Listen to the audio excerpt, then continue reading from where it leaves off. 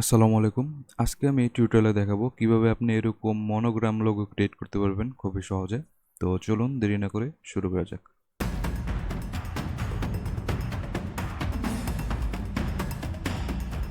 প্রথমে আমরা ফাইল থেকে নিউ একটা ডকুমেন্ট ক্রিয়েট করে নেব। আমি 1000 বাই 1000 পিক্সেলের একটা ডকুমেন্ট ক্রিয়েট করে নিলাম। দেন আমরা প্রথমে ফিল কালারটাকে নন করে দেব এবং আপনারা অবশ্যই ভিউ থেকে দেখে নেবেন যে আপনাদের স্মার্ট গাইডটা যেন অন থাকে এবং স্টক পয়েন্টটা 1 আছে, আমি 2 পয়েন্ট করে নিলাম। এবং তারপর আমরা লাইন সেগমেন্ট টুলটা নেব। লাইন সেগমেন্ট টুলটা নেওয়ার পর শিফট প্রেস করে সোজা এরকমভাবে একটা লাইন অ্যাড করব। দেন সিলেকশন টুলটা নেব। সিলেকশন টুলটা নেওয়ার পর অল্ট প্রেস করে কিবোর্ড থেকে অল্ট প্রেস করে এরকমভাবে সোজাসুজি এরকম সমান দূরত্বে লাইনটাকে কপি করে নেব। দেন আমরা কন্ট্রোল ডি 8 বার প্রেস করব।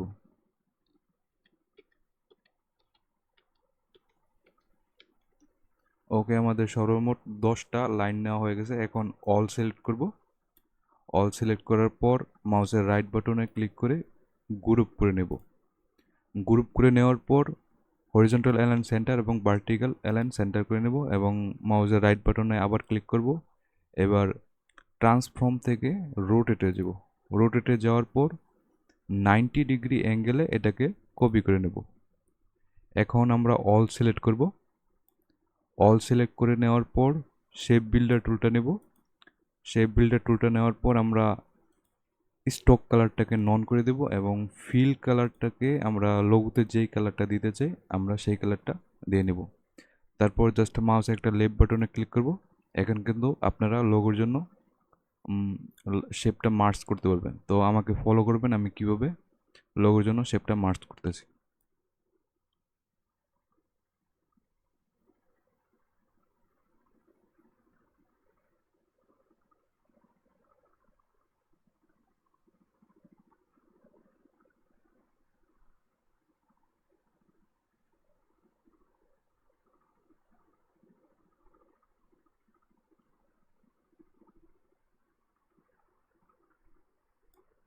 ওকে, আমাদের 80% কাজ কিন্তু এখন শেষ। এখন সিলেকশন টুলটা নেব, অল সিলেক্ট করব, মাউসের রাইট বাটনে ক্লিক করে আনগ্রুপ করে নেব। এখন দেখতে পাচ্ছেন যে অল সিলেক্ট আছে, জাস্ট বাহিরে একটা ক্লিক করব তাহলে কিন্তু অল ডিসিলেক্ট হয়ে গেছে। এখন জাস্ট আমরা আমাদের লোগোতে ক্লিক করে লোগোটা সিলেক্ট করে নিলাম এবং মাউসের রাইট বাটনে ক্লিক করে এটাকে কাট করে নিলাম এবং বাকি অপ্রয়োজনীয় এই শেপগুলোকে আমরা ডিলিট করে দেব।